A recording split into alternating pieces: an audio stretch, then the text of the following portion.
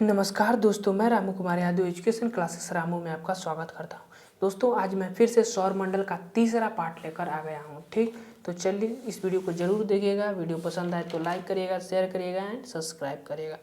तो चलिए दोस्त, हम जो भारत का भूगोल चल रहा था उसमें से सौर प्रणाली जो थी, सौर प्रणाली भूगोल का एक बहुत ही महत्वपूर्ण पार्ट है, चैप्टर है। तो उससे संबंधित हम ऑनलाइनर क्वेश्चन की तरह कर रहे थे। तो आज हमारा तीसरा पार्ट है। इससे पहले मैंने 2 पार्ट बनाकर अपलोड कर चुका हूँ। उस वीडियो को देखिएगा। वीडियो पसंद आए तो लाइक करिएगा, शेयर करिएगा, सब्सक्राइब करिएगा हमारे चैनल को।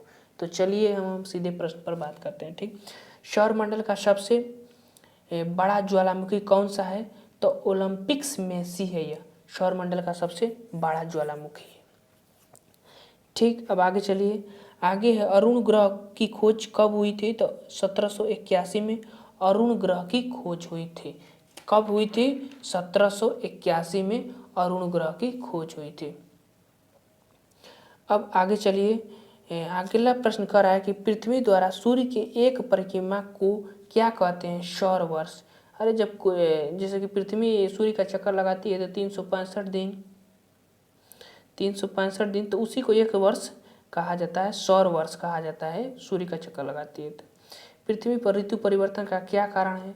अच्छी झुकाव के कारण पृथ्वी क्या होती है कि पृथ्वी का ऋतु परिवर्तन होता है। ठीक, और पृथ्वी का जो झुकाव भी है और गतियों से भी उसका ऋतु परिवर्तन होता है। ठीक, प्लूटो ग्रह की मान्यता कब समाप्त कर दी गई थी? 24 अगस्त 2006 को प्लूटो ग्रह को क्षुद्र ग्रह की श्रेणी में, बौने ग्रह की श्रेणी में रख दिया गया था। ठीक, आगे चलिए। चंद्रमा पृथ्वी की एक परिक्रमा कितने समय में करता है? तो 27 दिन 8 घंटे में जो चंद्रमा है पृथ्वी का एक चक्कर लगाता है। ठीक, अगला प्रश्न है ज्वार भाटा की स्थिति में सबसे अधिक प्रभाव किसका होता है? चंद्रमा का। अब देखिए ये ज्वार भाटा की स्थिति में होता क्या है। देखिए जब समुद्र में ज्वार और भाटा आता है, ज्वार का ऊपर उठना और भाटा का नीचे गिरना कहते हैं। ठीक, तो जब समुद्र में ज्वार भाटा कब आता है? जो चंद्रमा है उसकी भी आकर्षण शक्ति, पृथ्वी की प्रतिकर्षण शक्ति, पृथ्वी गति करती है तो वो अपने केंद्र से तरफ दूसरे की तरफ अपनी गति के अनुसार प्रतिकर्षित करती है, और सूर्य का भी आकर्षण शक्ति। तो इसमें क्या होता है कि पृथ्वी के नज़दीक तो सूर्य चंद्रमा है, तो चंद्रमा की जो आकर्षण शक्ति है वह सूर्य की अपेक्षा सबसे ज़्यादा पृथ्वी पर लगती है। तो इसीलिए इस प्रश्न में कहा गया है कि ज्वार और भाटा की स्थिति में सबसे अधिक प्रभाव किसका होता है? तो चंद्रमा का होता है। याद रखिएगा, चंद्रमा का सबसे ज़्यादा प्रभाव होता है। अगला प्रश्न है ज्वार भाटा किसके कारण आता है? तो सूर्य चंद्रमा के अपकेंद्रण व आकर्षण बल के कारण। यहाँ नीचे लिखा हुआ है, मैंने अभी बताया आप लोगों को। आगे चलिए, आगे प्रश्न क्या कह रहा है? अगला प्रश्न कह रहा है कि चंद्र ग्रहण कब होता है? चंद्र ग्रहण कब होता है? तो पूर्णिमा के दिन लगता है। चंद्र ग्रहण तब होगा कि जब चंद्रमा यहाँ होगा, पृथ्वी बीच में होगी, या यहाँ सूर्य होगा। तो सूर्य का जो प्रकाश है वो पृथ्वी पर ही आकर रुक जाती है, इसीलिए चंद्रमा पर न जाता है तो चंद्रमा दिखाई नहीं देता है। उसी को क्या कहते हैं? चंद्र ग्रहण कहते हैं। सूर्य ग्रहण जिसमें सूर्य दिखाई न दे पृथ्वी पर, तो हम लोग रहते हैं, तो हम लोग तो आंखें से देखेंगे ना, तो सूर्य के प्रकाश से ही चंद्रमा दिखाई देता है। तो हम पृथ्वी पर हैं, अब पृथ्वी पर जब सूर्य का प्रकाश आ रहा है, अब बीचवा में आ जाएगा चंद्रमा, तो कैसे हमको सूर्य दिखेगा? तो उसको हम सूर्य ग्रहण कहेंगे जब बीच में चंद्रमा आ जाएगा। और जब बीच में चंद्रमा न आकर पृथ्वी बीच में आ जाती है, उसे चंद्र ग्रहण किस नाम दिया जाता है। सूर्य ग्रहण कब लगता है? तो अमावस्या के दिन लगता है। ठीक, कौन सा खगोलीय पिंड रात की रानी कहा जाता है? तो चंद्रमा को रात की रानी, रात में न चंद्रमा दिखाई देला। नंगी आंखों द्वारा किस ग्रह को देख सकते हैं? शनि ग्रह को नंगी आंखों से देख सकते हैं। ठीक, सूर्य ग्रहण का क्या कारण है? चंद्रमा और सूर्य, देखो चंद्रमा के सूर्य और पृथ्वी के बीच आ जाने के कारण सूर्य ग्रहण, सूर्य का दिखाई न देना, उसी को सूर्य ग्रहण कहते हैं। ठीक, चंद्रमा जो है बीच में आ जाता है पृथ्वी और सूर्य के। और चंद्र ग्रहण में क्या होता है कि जो पृथ्वी होती है वो सूर्य और चंद्रमा के बीच में आ जाती है, जिसके कारण हमें चंद्रमा दिखता नहीं है। चंद्रमा पर प्रकाश नहीं पड़ता है सूर्य का, तो चंद्रमा दिखेगा नहीं, तो उसी को हम चंद्र ग्रहण का नाम दे देते हैं। ठीक, आगे अब चलते हैं। आगे प्रश्न क्या कह रहा है?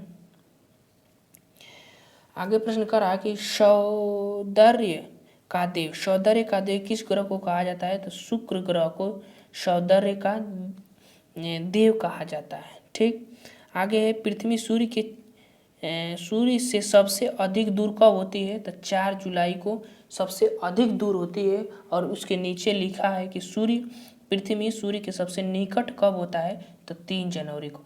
इस चीज़ को याद रखिएगा कि ये 4 जुलाई को सबसे दूर होता है जो पृथ्वी है सूर्य की, तो वह 14 सबसे दूर कब होता है? 15.70 करोड़ किलोमीटर के आसपास सबसे दूर की स्थिति है यह पृथ्वी और सूर्य की। और सबसे नज़दीक की स्थिति 14.70 के आसपास होती है, सबसे नज़दीक की स्थिति। ठीक, पृथ्वी।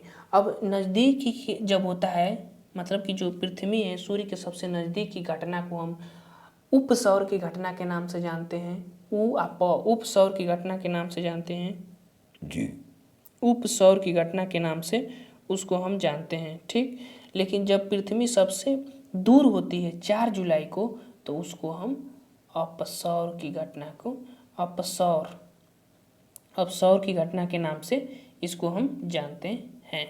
तो इस चीज़ को आप जान गए कि अपसौर और उपसौर क्या होता है, किस दिन होता है। मैं यहाँ लिखा हूँ 4 जुलाई को अपसौर और 3 जनवरी को उपसौर की घटना कही जाती है। ठीक, आगे चलिए। पृथ्वी अपने अक्ष पर किस दिशा में घूमती है? तो पृथ्वी जो है पश्चिम से पूर्व की तरफ घूमती है। तभी तो आप देखते हैं कि पूर्व की तरफ सूर्य निकल रहा है, तो पृथ्वी हमारी पश्चिम से पूर्व की तरफ ऐसे घूमती है, तो हमारा जो सूर्य है वो पूर्व से उगते हुए पश्चिम की तरफ चला जाता है। ठीक, हालांकि सूर्य गति नहीं करता है, सूर्य स्थिति से पृथ्वी गति करती है, उसके आधार पर जो सूर्य पश्चिम की तरफ चला जाता है।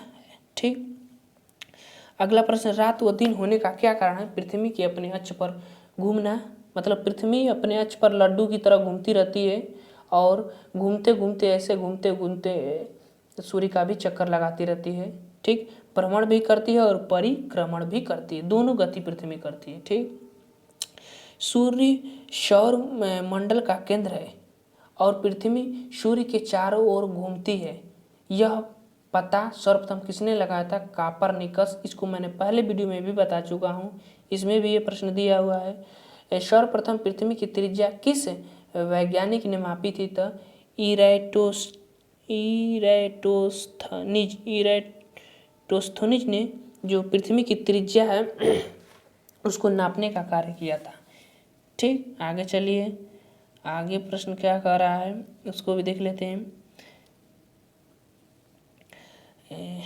पृथ्वी की सतह किस ग्रह पर जीवन की संभावना है?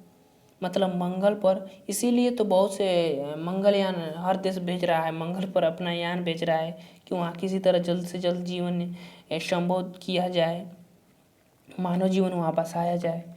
तो मंगल जीवन संभव है मंगल पर। यहाँ पर जो हल्की जो ये ऑक्सीजन की जो है खेप पाई जाती है मंगल पर, तो इसीलिए यहाँ पर जीवन संभव दिखता है।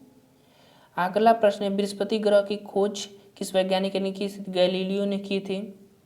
और कौन सा ग्रह हरा प्रकाश उत्सर्जित करता है? वरुण।